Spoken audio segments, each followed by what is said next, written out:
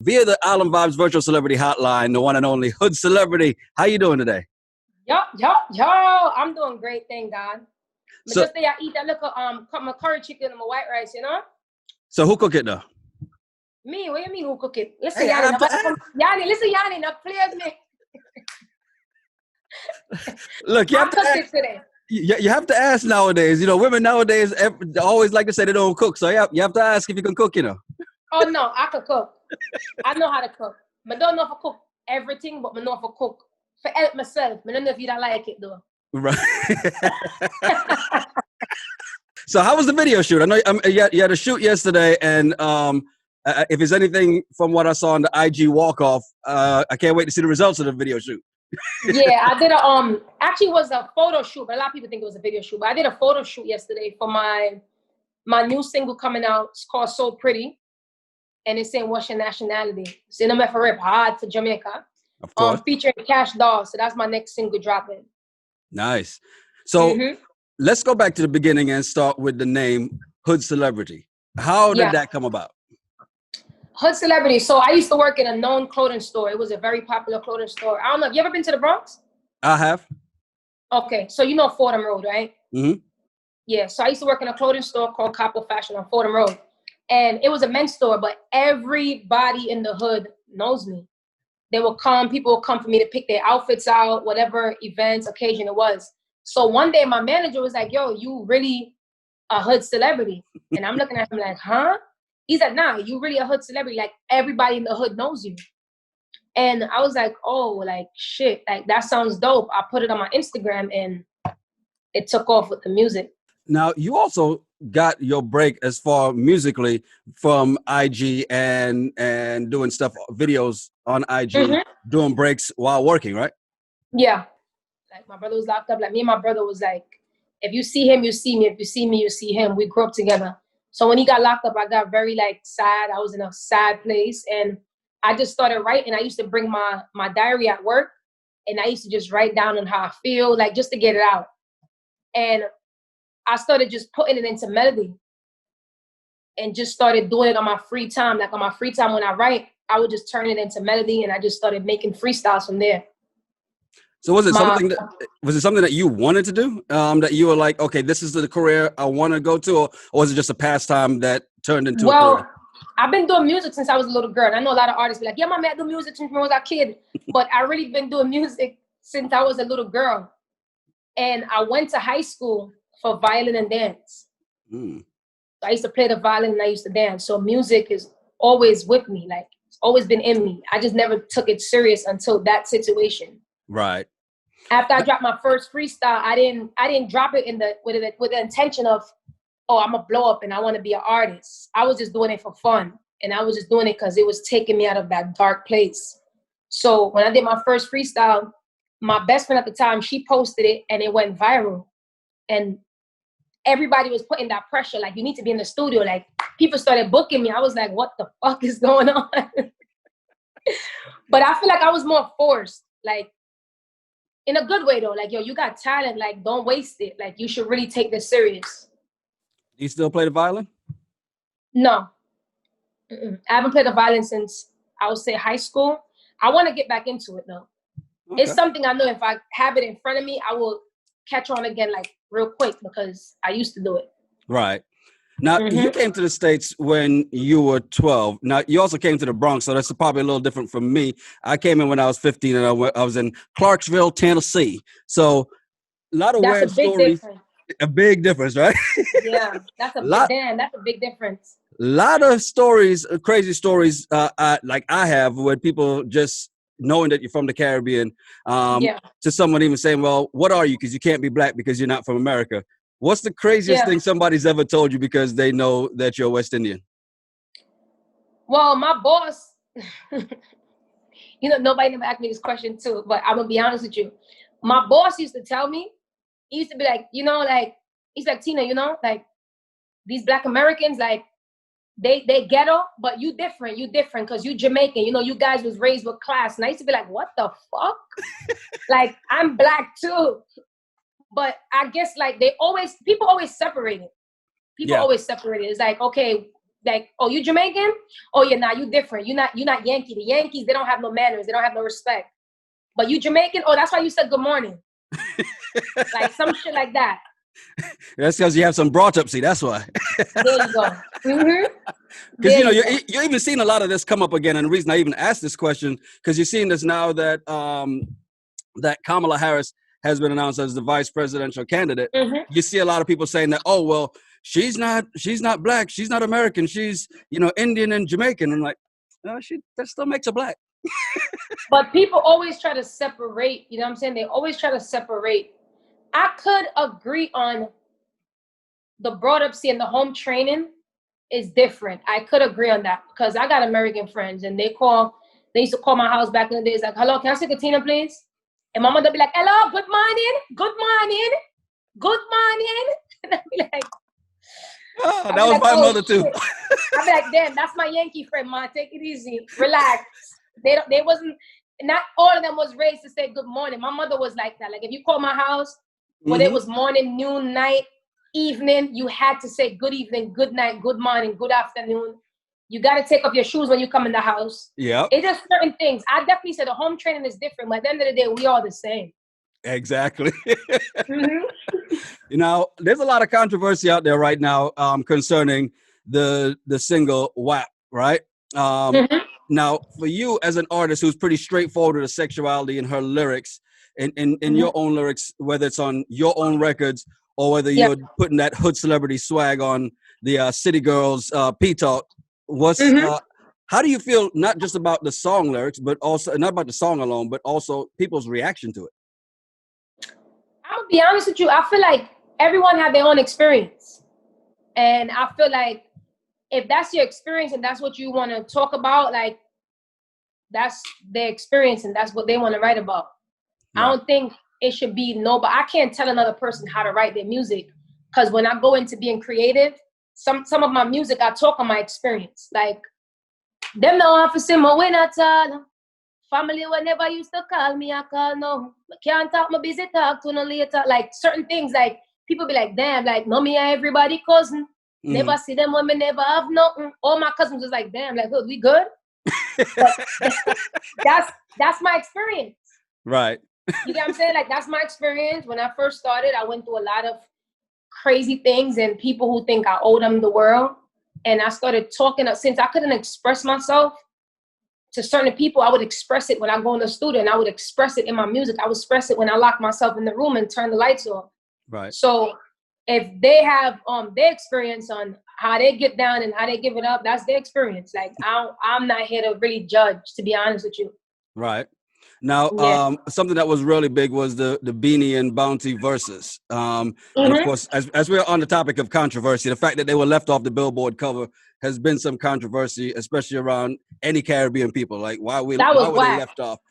So what are your thoughts on that? I think that was whack. I actually posted it on my page. I posted it and I tagged Billboard, and I told my fans also to tag Billboard because the Beenie Man and Bounty Killer verses was not one of the first ones that I've watched, but the first one that I actually went and bought an outfit. Like, you couldn't tell me I wasn't there. Like, right? It was kind of crazy because, this whole pandemic stuff going on, like, I feel like we all painting this visual in our head where when I go on DJ's live and I listen to the music, I be dancing in my living room. I be really dancing. I try to make myself feel like I'm in a party. Yeah. Because there's not really much we could go outside and really go no big clubs, right?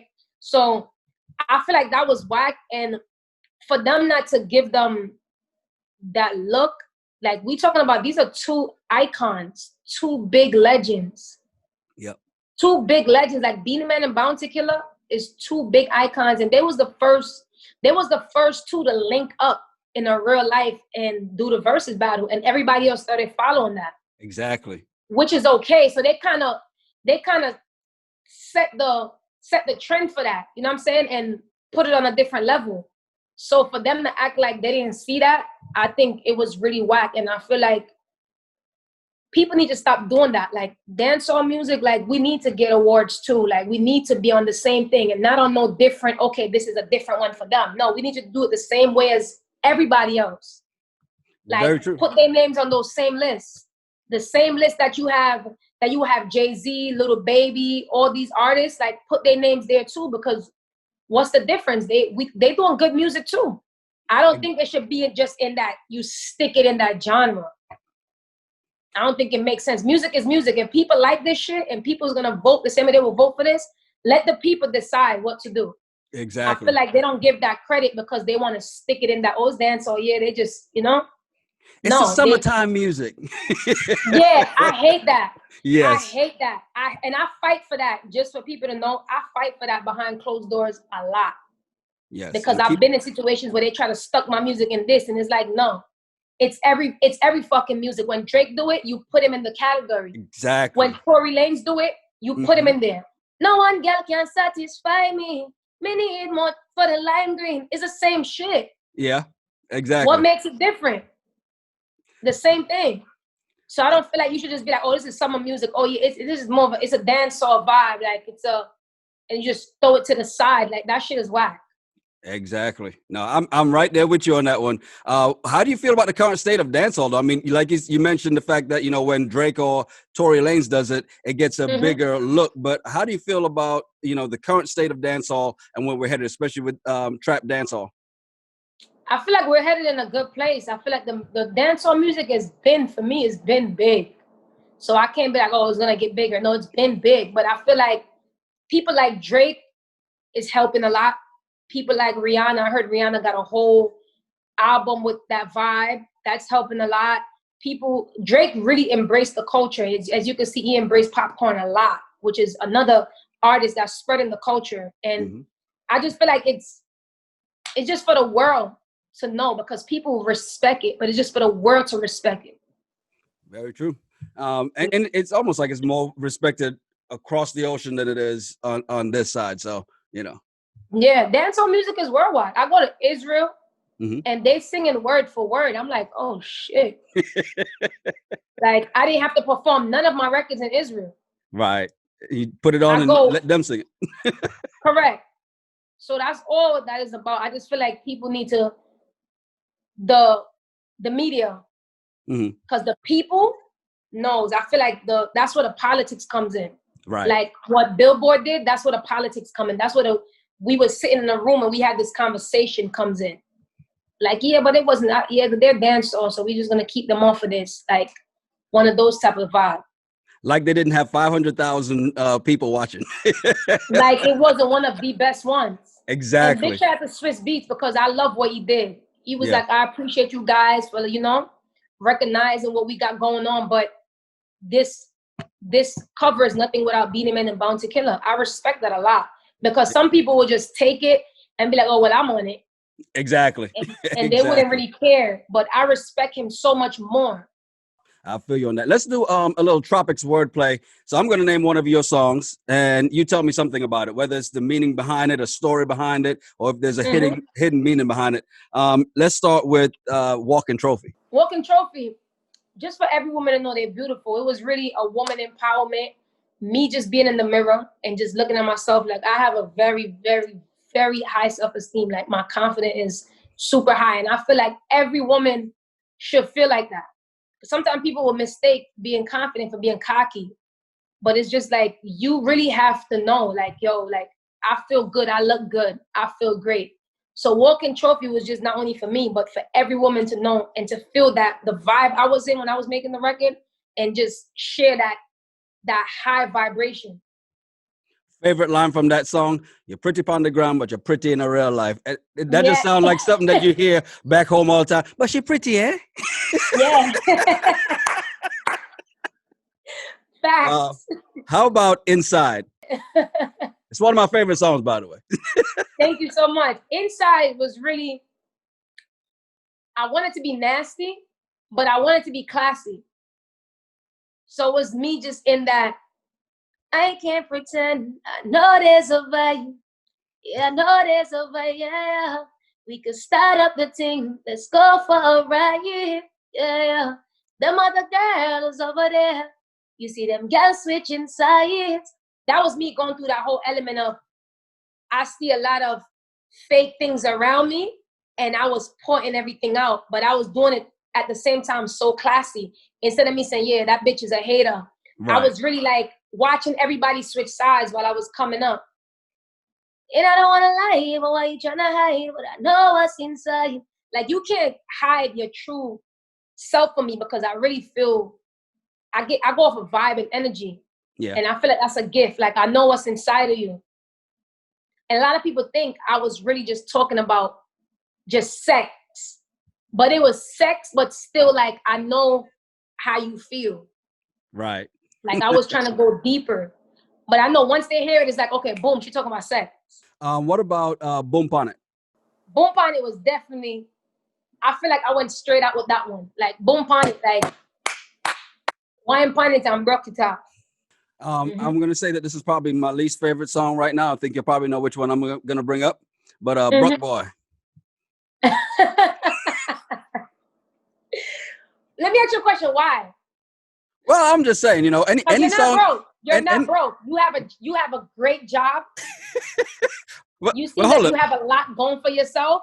You said if you're trying to holler, better have 6 figures. But does that include the figures after the decimal point? Because if I make 99,999, and the six figures mean to you better be educated. You better be smart. It's a lot that you have to bring to my table. I'm not gonna lie to you, because as a woman, when you have it all figured out, like, I was raised with a single mother. My mom is a single mother of 5. So she was strong, and she didn't care what you got going on. If your vibe or your mind wasn't in the right place, you gotta go. She don't care if we just had a kid together. We'll figure that out. Right. You can still be there for your child, but we not working out right now. So for me, it's more like a lot of people and a lot of dudes out here, they lack that. They lack education. They lack motivation.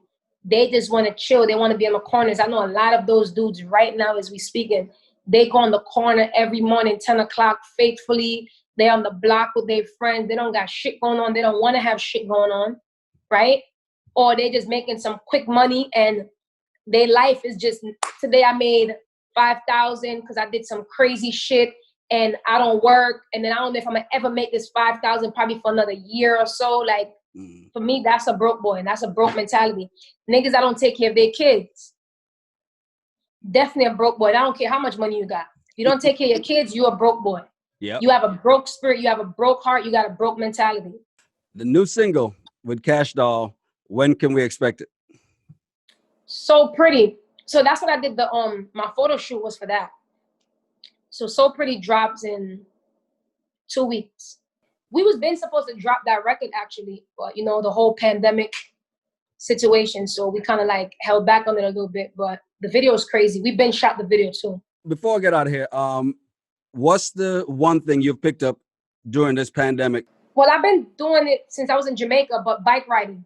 Nice. I never understand and knew how important it was and how good it feels. Like, I feel like the pandemic made me appreciate the little things that I forgot about. Because, you know, sometimes when you have money, no, you love to drive around the car. But just taking out my bike and riding around and I just feel free. I feel at peace. I feel like a regular person. And I love the feeling of that. Going on bike trails. I never thought ever that I would do that. For real. Is it something you think you're going to keep doing once the pandemic is done? Yes. Yes. Like all my free time, yes. My lungs feel good. My body feels good.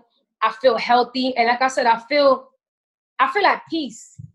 When I go on a bike trip and I go bike ride, I really feel at peace. I'll be looking for the video of you riding the bike with the violin, because you're going to pick the violin back up. Yo, everybody been really putting that in the universe. So I think I'm going to really have to pick the violin back up. Indeed. She is Hood Celebrity on IG, on Facebook, and Twitter. Run the Road is out. One of the biggest records in New York. Make sure y'all go get that. Go get Boom Pon It. And make sure y'all go get Broke Boy. Which brings me to a question, because you brought up Run the Road. Is that lawsuit a real thing? I mean, it definitely is, but he's a cornball. So when it comes to people like that, I always feel like God take care of those situations. Yeah. Instead of you uplifting somebody like me that's a part of the culture, that's you know what I'm saying, that showing that respect and bringing something old school back. You didn't do that. And he had the chance to. Right. But that's a whole nother topic. Yeah. I'll let God take care of that.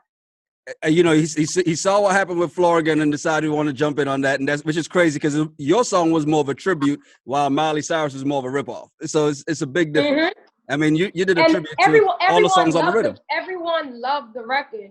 Big shout out to Shaka Beamers. Everyone loved the record. So, like I said, it's just, you know, hate is a thing that you could never stop. It will continue to go on, and jealousy and just nasty people. You would never. That's something you would never get rid of. So it is what it is. The record is big. It helped the record. The record is blowing up even more. It's one of the hottest records in New York City. Run the Road, Boom Pon It. All the songs are available, streaming everywhere. Make sure you get it. And we'll be looking out for So Pretty in a couple weeks. Hood Celebrity, thank you for checking in. And as always, stay positive. And listen, keep your teeth them white, yeah? Like it. Big up yourself. That's the plan. Yeah, man. Easy.